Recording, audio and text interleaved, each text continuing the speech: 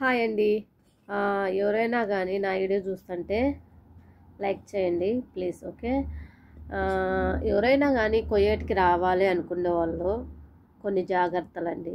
మన ఇండియా వాళ్ళు సరే, శ్రీలంక వాళ్ళు సరే, ఫిలిపిన్ వాళ్ళు సరే, ఎవరైనా సరే కువైట్కి రావాలని అనుకుని ఓపుకుంటేనే రాండి, సరేనా? ఓపిక లేకంటే మీరు రావద్దండి, సరేనా? ఓపిక ఉంటేనే మీరు రాండి కువైట్కి, లేకపోతే రావద్దండి. అర్థమైంది? ఎందుకంటే మన పిలిపినిది ఏం చేసిందంటే మనం మనం చేయలేదండి. ఎంకలేని నాలుక ఎన్నైనా మాట్లాడుతుంది అంటారు పెద్దల కాలంలో. నిజమా అబద్ధమా? కొందరు ఏం మాట్లాడతారంటే అది పిలిపినిది నిద్ర లేక ఆగారం లేక కసాలు వేసి మిషన్ వేసేసి తిప్పేసింది అని కొందరు అంటున్నారు. కొందరు ఏమంటున్నారు, బాబా మంచోరు కాక బాబా సతాయిస్తున్నాడు అని చెప్పేసి, నేను ఇంటికి పోవాలని చెప్పేసి ఎలా తప్పించుకోవాలని నాకు తెలియక పిల్లోని నేను చంపేశాను మిషన్లు వేసేసి అని కొందరు అంటున్నారు. అర్థమైందా? ఇంకా రకరకాలుగా అంటున్నారు. అర్థమైందా?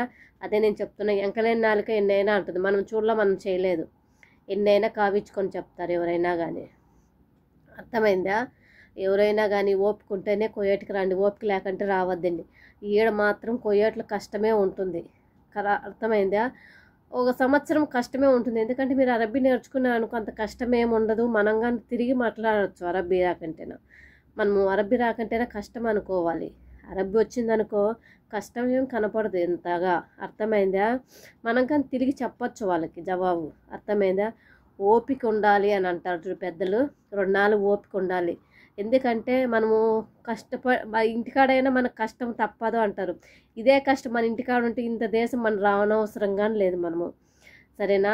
ఏదో పిల్లలు భవిష్యత్తు బాగుంటుందని చెప్పేసి మనము దేశం పడి వస్తాం, మనము కష్టపడదాంలేనని. అది ఎవరైనా కానీ ఆలోచించేటప్పుడు కష్టమో నష్టమో అది ఏదైనా కానీ మనం వచ్చినామా 2 ఏళ్ళైనా సాధించుకొని మనము వెళ్ళాలండి. కష్టము అమ్మ నేను ఏడుస్తున్నా నేను చచ్చిపోతా, నేను మాత్రం నాకు తెలిసిన మాత్రము మన పీనికి వెళ్ళినా పర్లేదు, మన కష్టం ఎంత కష్టమైనా సర్లే అది సాధించుకొనే వెళ్ళాలి. అది మాత్రం నా దృష్టిలో మాత్రము అది ఎంత కష్టమైనా సరే, వాళ్ళు కొట్టినా చైనా ఏమైనా కానీ నా దృష్టిలో మాత్రము అది కష్టపడే బయటికి వెళ్ళాలి అని నా ఉద్దేశం. అర్థమైందా? మీరు ఎవరైనా కానీ అనుకుంటేనా కనుక అది ఎంత కష్టమైనా సరే సాధించుకొనైనా మీరు వెళ్ళండి ప్లీజ్. ఎందుకంటే ఓపిక లేని వాళ్ళు మాత్రం రాకండి, సరేనా? ఓపిక లేని అంటే ఎందుకంటారా, మనమ్మ మన నాయన కష్టం లేకుండా పెంచుంటారు. మనం ఒక చేతిలో పెట్టేసిన తర్వాత భర్త మంచోడు కాకంటేనా మన కష్టాలు తప్పవు అంటారు చూసారా? ఇట్లా అమ్మగారన్నా మంచోళ్ళు ఉండాలా, ఇట్లా భర్త అన్న మంచోళ్ళు ఉండాలి. ఇట్లా అమ్మగారు మంచోళ్ళు కాక భర్త మంచోళ్ళు కాక మన పరిస్థితి అర్థం చేసుకొనైనా మీరు దయచేసి రండి, సరేనా? ప్లీజ్. ఓకే.